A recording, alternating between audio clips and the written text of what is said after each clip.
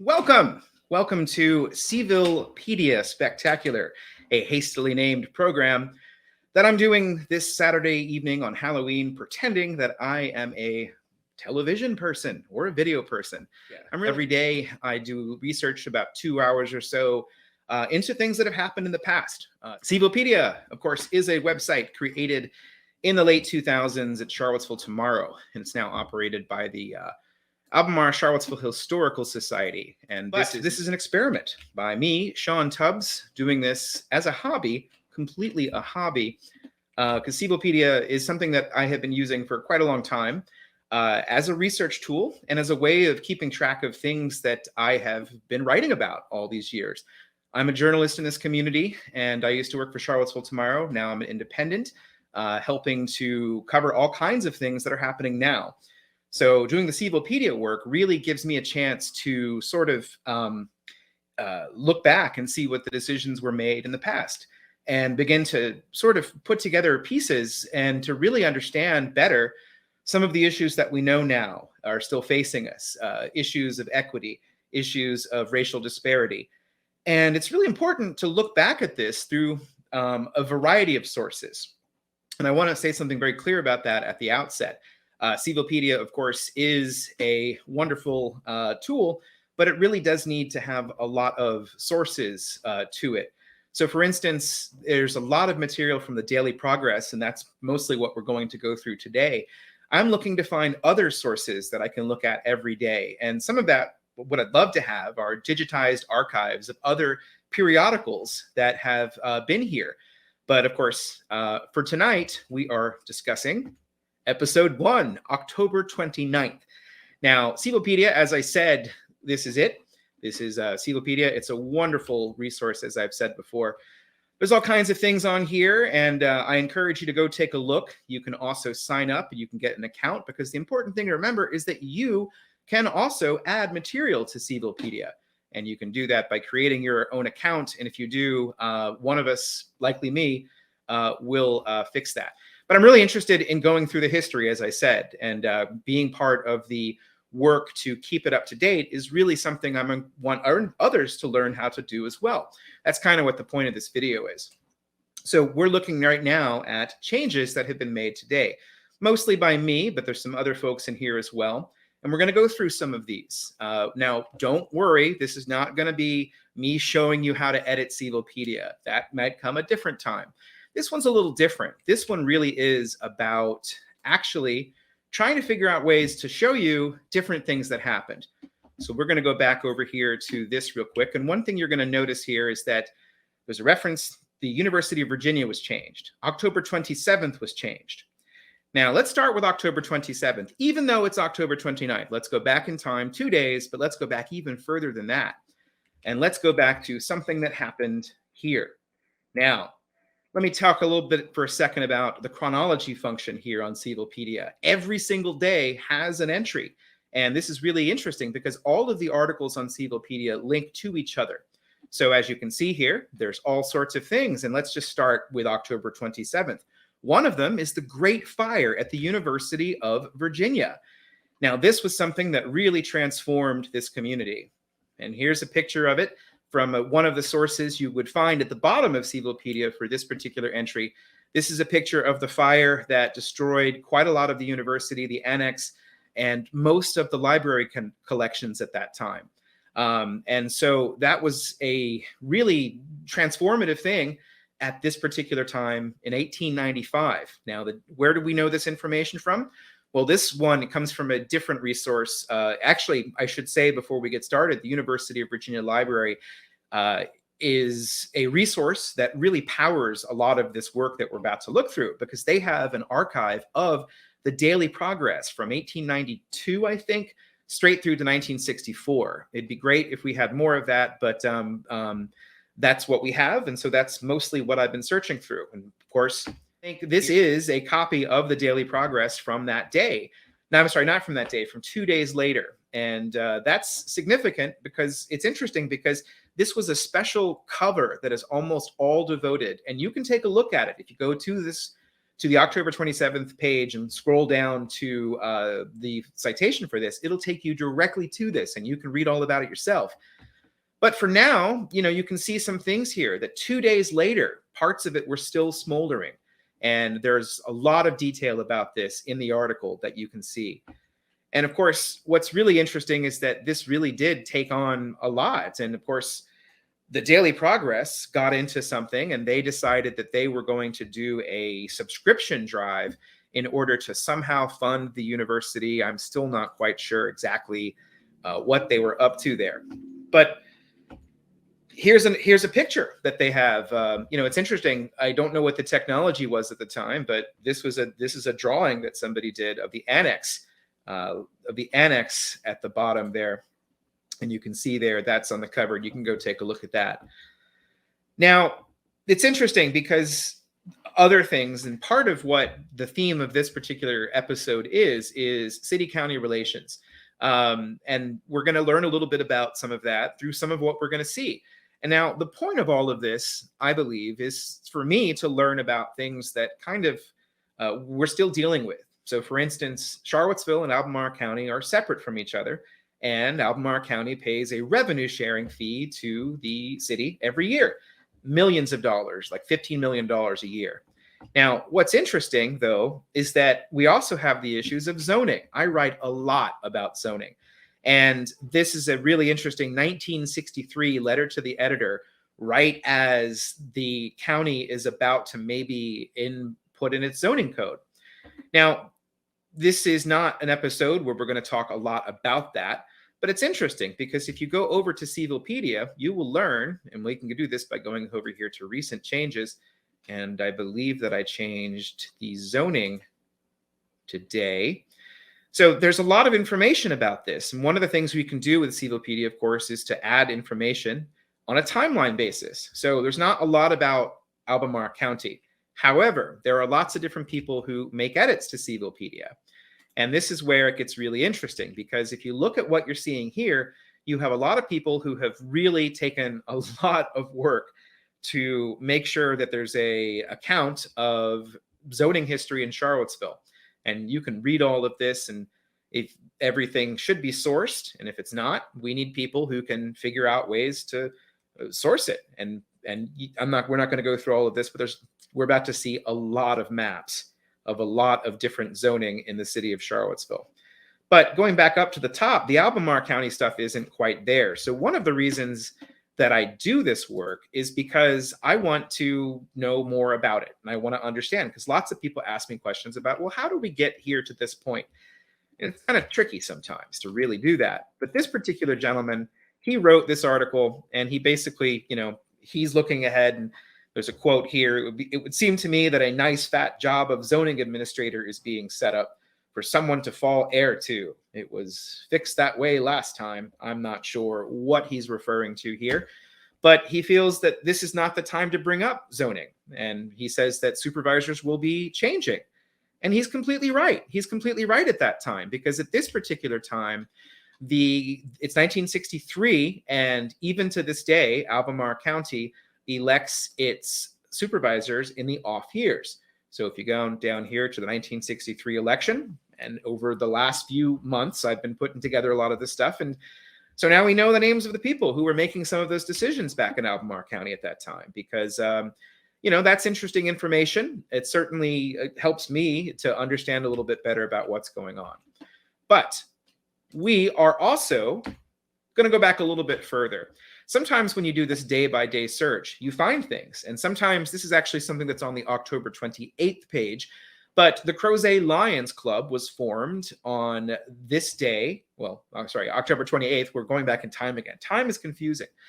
The Crozet Lions Club formed, and they're still with us to this day. And one thing that's interesting here is that Henry Childs was the first president. The Childs family is still active in Crozet, and of course, they are very active in the orchard community, if there is an orchard community, or there probably is. Is it on Cvillepedia? Let's check. No, not right now. This is a prepared script. But one of the biggest things, of course, I was mentioning this earlier, is annexation. Annexation was something that was legal and it still is legal, although there's a moratorium on it happening. That's been in place since 1983, I believe, which was 1 year after, or very soon after at least, when the revenue sharing agreement was formed.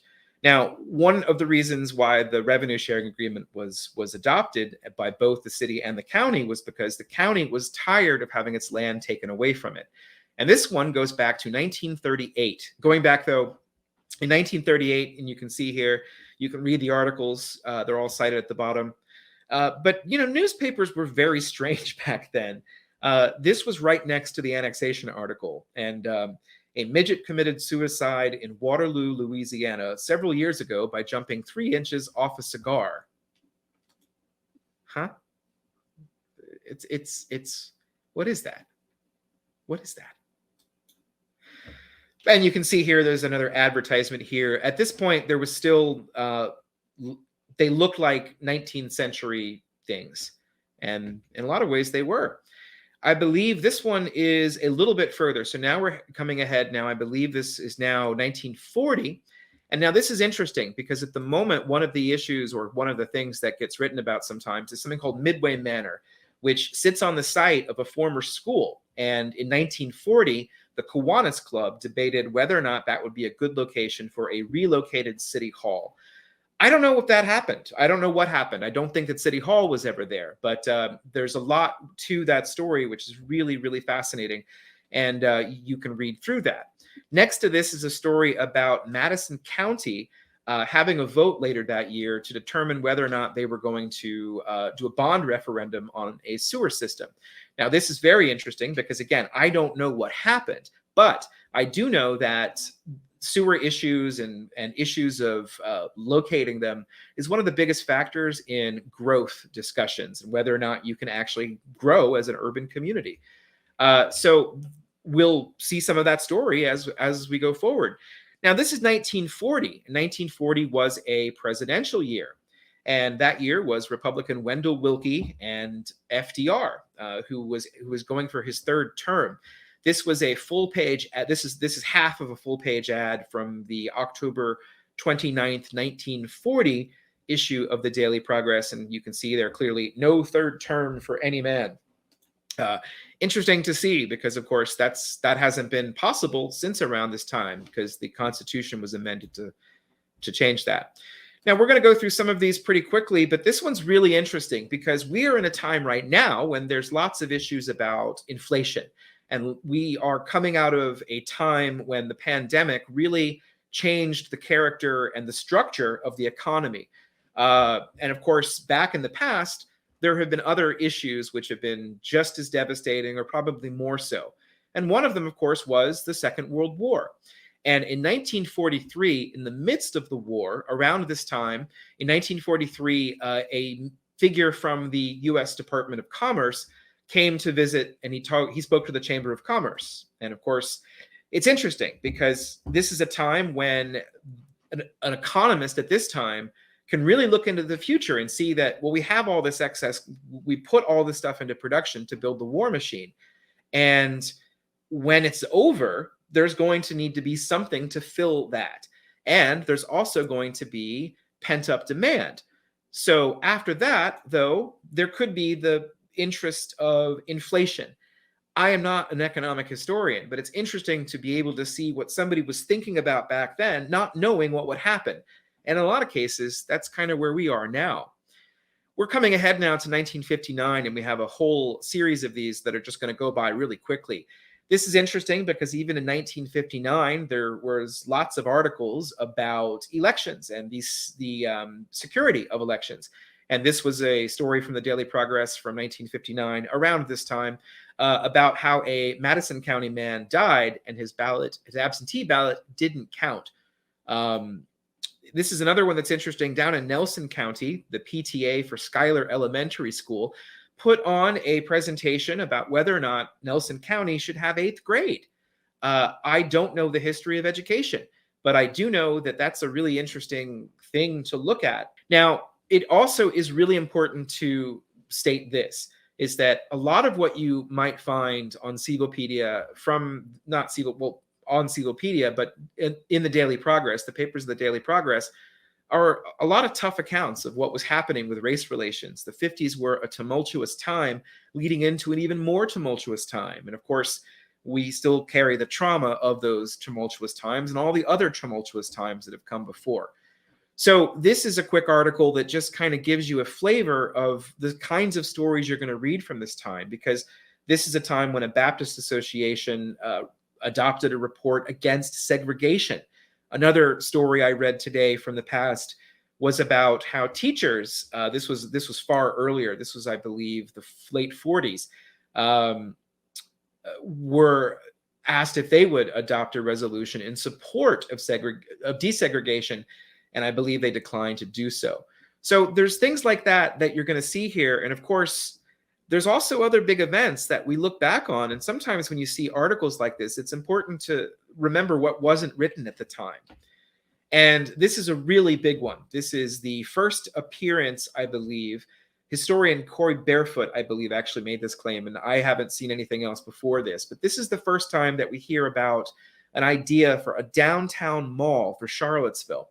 This is 1959, and a subcommittee of the Chamber of Commerce makes this recommendation. And this recommendation is to do something about downtown.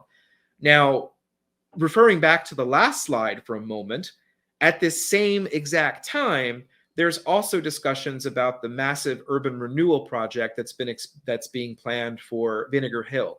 And that's why it's really important to take a look back at this stuff and to read these articles. And that's what hopefully Cvillepedia can do, is to not just present these articles as fact from the time, because we know a lot of stuff that wasn't in those articles. And so the idea here for you to read through them, and which is what I'm hoping you'll do, is that you will see that there is a lot of things that we're deciding about the now that seem very familiar to the things. This is from October 29th, 1959. Now we're back to annexation. We're skipping ahead to a year, and this is when I said earlier about the October 31st, Monday in this case, is Halloween, just like it was back then. So this is from 1960, 62 years ago, I believe. And this is another article about annexation, because it's another time when the city of Charlottesville was asking for more land from the city, from Albemarle County. This is the time when I believe this was the one when they made the first attempt to get Barracks Road Shopping Center. I don't think that they were successful in this go around, but I believe they got there in 1963. We're going to learn that as we continue to do this chronology. But it's interesting to see what was at stake at that time, because, before we get there, we got to say something about this picture. This picture is kind of sitting there, and by this point, they have the ability to make photographs. I don't believe that the scans do them justice. I don't know what the original looks like, but I bet you it looks a little bit better than this. But this is the co-captains of the University of Virginia football team eating some cake that Sigma Nu fraternity. I just put it in there because we had to know what was happening there. But back to annexation, there were 3 judges that decided this, and of course, what they were looking for was it necessary for the city to take on services to provide services. The basic thinking at this time was that cities could do things that counties couldn't do. They had public works departments and built things, and counties were more rural and didn't have those services at this time, nor did they want them in a lot of cases. Even to this day, you see that pattern throughout a lot of Virginia. And then the second thing, of course, was that if they took the land from Albemarle County, how much would they pay for it? And this is what's at stake, because the sales tax revenue, as well as the property tax revenue, when you have more than 1,200 homes that were in the county are suddenly in the city, that's a property tax hit for the county. And of course, in exchange, though, the city agreed to take on some of the debt. And these were the things that went into those negotiations by those 3-panel judges. And we'll see more of these, because this is a map of all of the annexations of Charlottesville, and you can see of Albemarle County, and they go from brown to, I guess it's beige. I'm not sure, but they kind of flared out concentrically over time. And of course, we are still in times. And why didn't they get more? Well, that's another story that I'd like to help tell. But that's the end of this particular program for the most part. And I just wanted to leave this here. What you're looking at over here is a Cvillepedia link, because if you want to follow along with some of this stuff and see what's happening, please contact me on Cvillepedia or get involved with Cvillepedia, but you can do that with the Facebook page. And I really would love to hear your comments and see your comments there. And of course, I do this as a hobby. This is not something I'm doing for anything else except for to experiment with this technology, because I've never really done television stuff, and I figure the tools are here. May as well try to use them, right? I'm Sean Tubbs. Thank you for watching, and I really do appreciate you paying attention to this. And of course, if you want to be in touch and ask me a question, you can take a look at seantubbs@gmail.com. Thank you so much, and I will now end this and thank you and say goodbye. Thanks for being here on Cville Spectacular #1.